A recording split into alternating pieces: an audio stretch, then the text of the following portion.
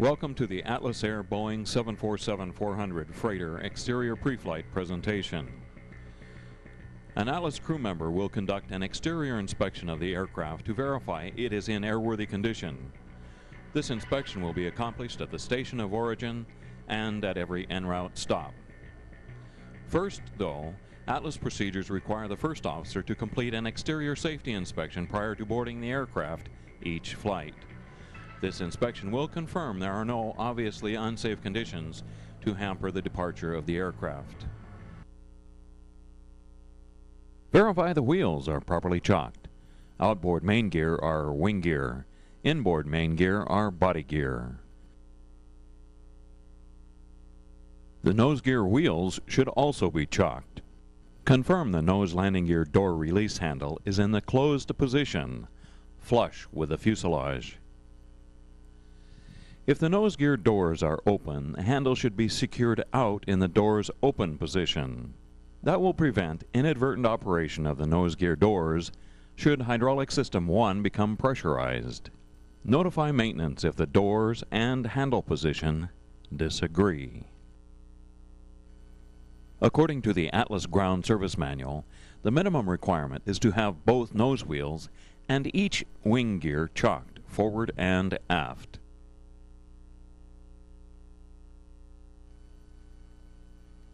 This is the left gear door handle locked up in the closed position.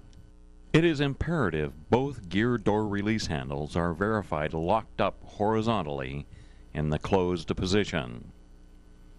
Be alert though.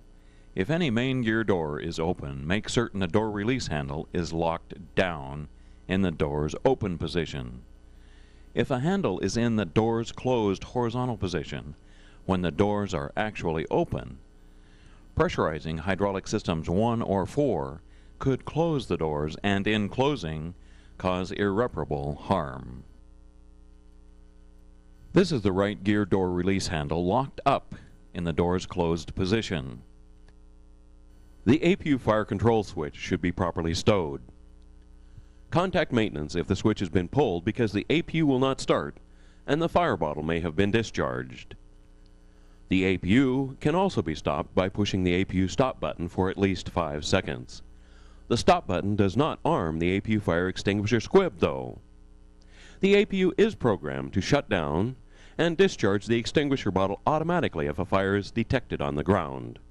If the automatic feature fails and manual shutdown is necessary on the ground, the APU fire switch must be pulled down to shut the APU off and arm the squib so the extinguishing agent can be discharged by pushing the APU extinguisher discharge switch. As we proceed toward the tail of the aircraft to check the APU exhaust area for clearance, our purpose in conducting this safety check and later the exterior inspection is to assess the general condition of the plane and to detect discrepancies so they may be corrected before flight. As we check the APU exhaust area for obstructions, we can also scan the control surfaces of the empennage to assess their condition. The leading edges of the horizontal and vertical stabilizers, as well as the trailing edges of the rudders and elevators, can be inspected for damage. In this program, if a particular item appears more than once, such as an engine and its various components, each and every component will not be addressed each time we encounter that item. It must be understood each of these items and its components must be inspected thoroughly during an actual walk-around. As the safety check continues, not only should the general condition of the flight controls be observed, their configuration should be noted also. Clearly, if the flaps are extended when arriving at the aircraft, this is not normal, so maintenance should be contacted for an explanation. The necessity for the control surfaces to be free of debris cannot be overemphasized. If contamination in some form is found adhering to the surfaces, it should be removed before flight. In this case, arrangements should be made to de-ice the aircraft. Notice should also be made of the amount of snow in the engine inlets. During the exterior pre-flight, the snow should be cleared from the inlets and the compressor blades checked for freedom of movement. We will begin our inspection here. Approaching the nose wheel well area, we observe the forward overboard valve is clear of obstructions. The forward cargo overboard system operates automatically whenever forward cargo air conditioning is selected on. The system is fully automatic. No control functions are exercised. Next, we'll take a look at the ice detector probe to verify it is completely free of debris. This probe and its counterpart on the right side are part of the automatic ice detection system, so take an extra moment to scan these unobtrusive probes. As we scan up to the pitot-static probes, they should be unobstructed and free of contamination. The pitot covers should be removed and the probes should not be bent or cracked. Don't forget to give extra attention to the RVSM critical area within the marked box. Any peeling, paint, grease, dents, or other contamination in this area could cause errors which would preclude operation in RVSM airspace. The angle of attack vane should be free of obstructions which could prevent proper indications, and the forward viewport should be secure, clean, and clear. Proceeding to the nose gear wheel well area, we should confirm the gear doors are closed and the gear door handle is properly stowed. You can see if those doors were down, it would be much easier to accomplish the nose gear inspection, but extended in flight there would be too much drag. Making our circuit around the nose gear, observe the condition of the tires and all hydraulic lines for leaks, crimps, or frays.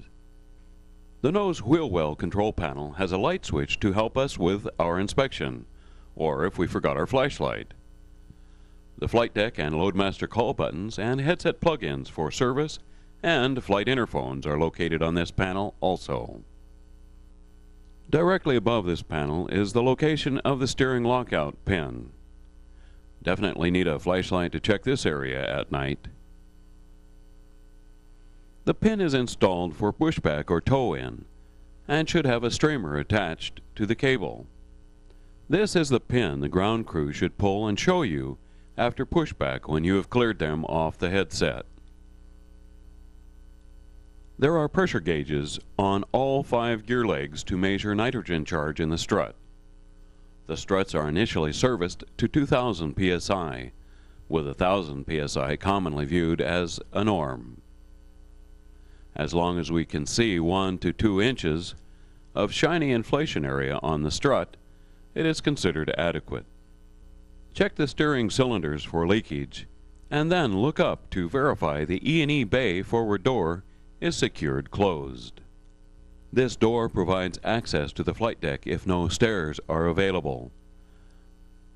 The gear down lock safety pins are stowed here also. The light switch is just forward of the pin storage box.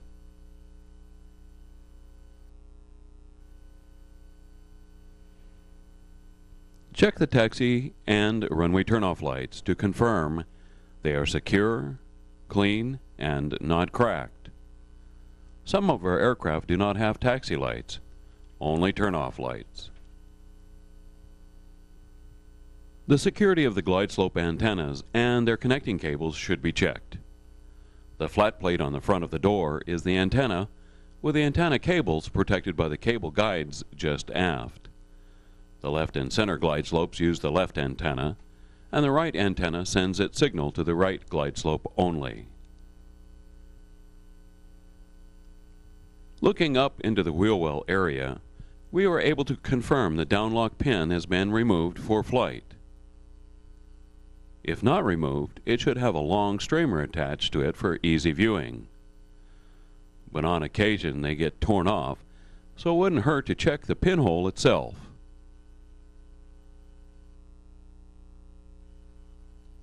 This pin was viewed from the front while the gear doors were down for maintenance.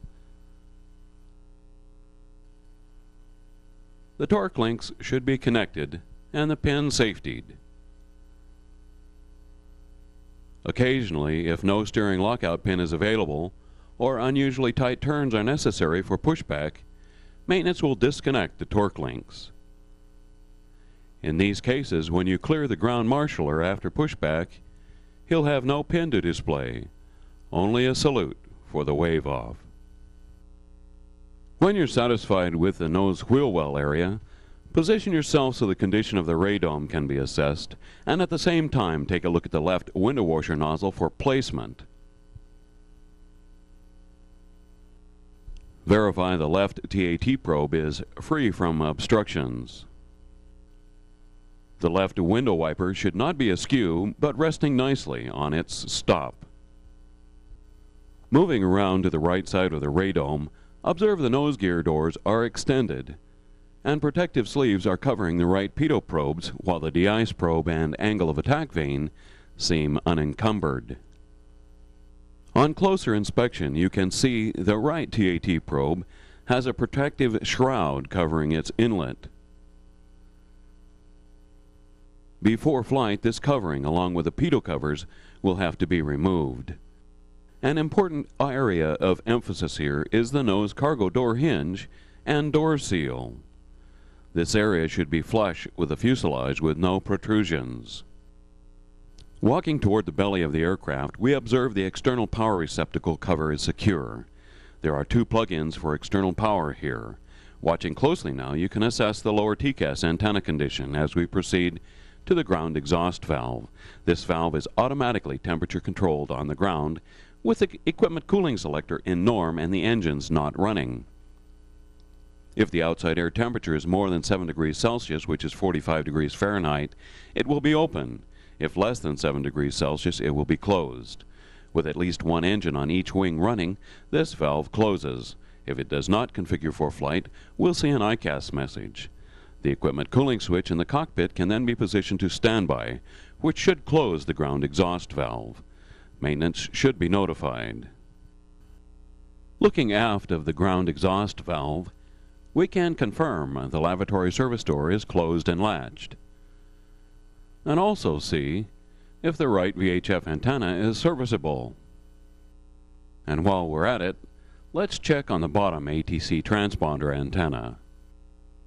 This is the most forward of three identical antennas. The other two are DME antennas. This is the left DME antenna.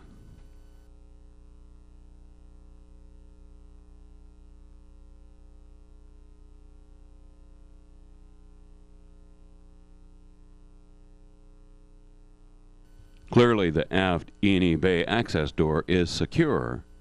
So now we can check on the right DME antenna's condition. Close by is the drain mast. It should be secured firmly. It is not unusual to see fluid dripping from its opening, though, because it accesses the lav and galley sinks. But be careful, it is hot. Next on our tour of the belly inventory are the radio altimeters. There are 6 in all. The 3 forward transmit, left, center, and right. And the aft 3 receive, left, center, and right. These should be clean.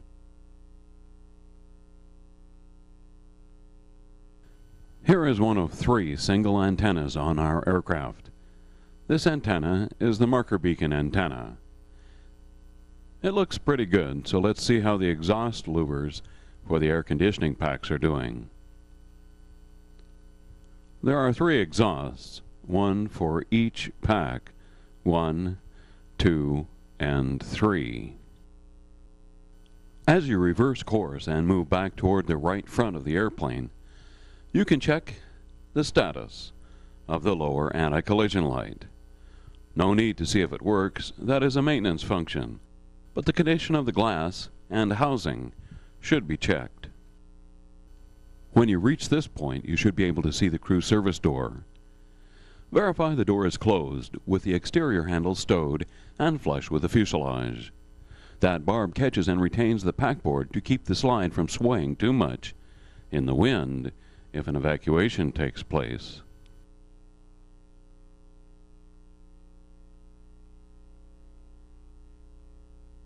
You check that the forward cargo door is properly latched, not only by viewing the handle is flush with the fuselage, but horizontal stripes should be visible in each of the viewports along the base of the door. Complete operating instructions are placarded on the door or side of the aircraft. This view illustrates that the negative pressure relief doors are open, which happens mechanically when the door latch is pulled open.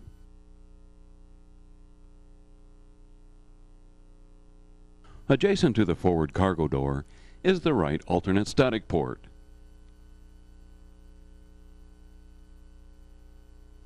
Just left of the alternate static port is the oxygen blowout disc. That little green disc should be there. Below the disc is the forward cargo area light. This is the overboard exhaust stack. It is used to regulate outflow when the airplane is in the air if the forward lower lobe cargo air conditioning is selected. Otherwise, it remains closed. It's time to focus your attention on the number 3 pack inlet door. This door should be clear and unobstructed. There are a multitude of sump drains, measuring sticks, pressure relief valves, and the like. You are responsible to check them all. From here we can see if the wing light lens is clear and not cracked, and the right viewport is also clear. Let's take a quick look at the emergency illumination light for the crew service door area to see that it is in place. Confirm the right landing lights lenses are secure and clear. Then scan the leading edge of the right inboard wing for damage.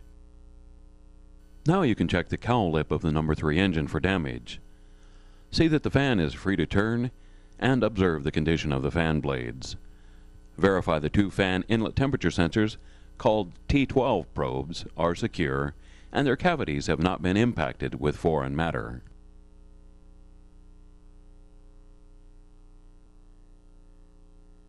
This engine took a bird strike. While the foul left evidence of its passing, a thorough inspection revealed no damage to the fan or compressor section. Take note of the IDG, Integrated Drive Generator Oil Access door. Note the security and condition of the many fuel measuring stick access areas. The fueling service access door should be closed securely when fueling is not taking place. All of the de-iced exhaust ports along the leading edge of the wings should be clear of contamination. Observe the condition of the flap canoes and the exhaust areas of the leading edge flap power drive units, identified by the larger gap at the aft of the access panel. Proper alignment of this stripe ensures engine fuse pins are secure and properly positioned. All viewports on the engine pylon should be clear and access panels closed. Panel fasteners should be snapped shut. None of them should be loose. Notify maintenance immediately if you see an engine stripe like this. The cowl de-ice exhaust will be checked for contamination and the cowl fasteners tightened securely. The drain mast is a common discharge area for engine fluids, but a continuous drip should be brought to the attention of maintenance. If the drain mast seems to have been pushed up into the cowling or has been scraped, then more extensive inspection is warranted because the engine may have struck the ground when landing. Ensure the pre-cooler fan air exhaust is clear and inspect the turbine exhaust area. Verify the core cowl pressure relief door is closed and the trailing edge of the fan cowl is not damaged.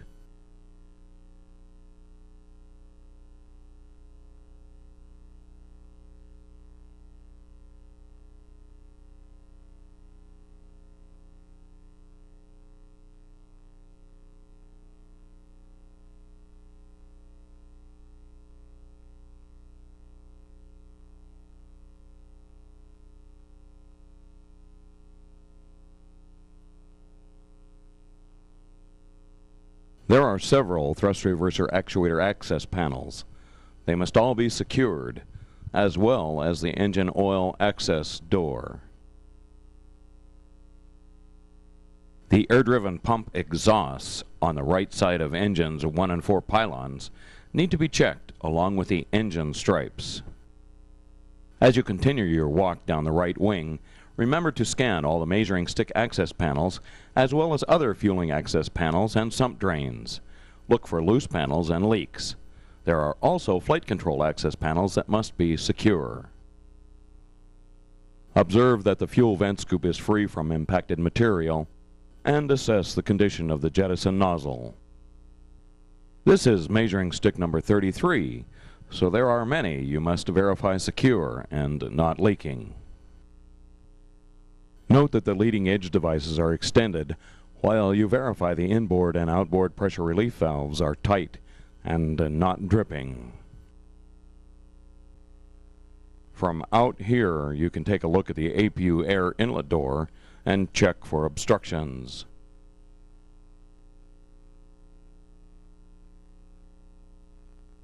Take a look at the left VHF antenna on top of the fuselage and peek at the top anti-collision light too.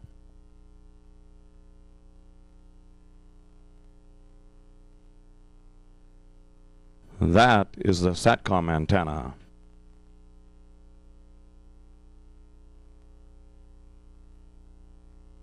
Those two black bumps are the ADF antennas, and the two little white bumps aft of them are the GPS antennas. Check the condition of the right winglet, right nav light and strobe lens cover, and static wicks. If there are missing static wicks, check the DDPG for minimum dispatch requirements.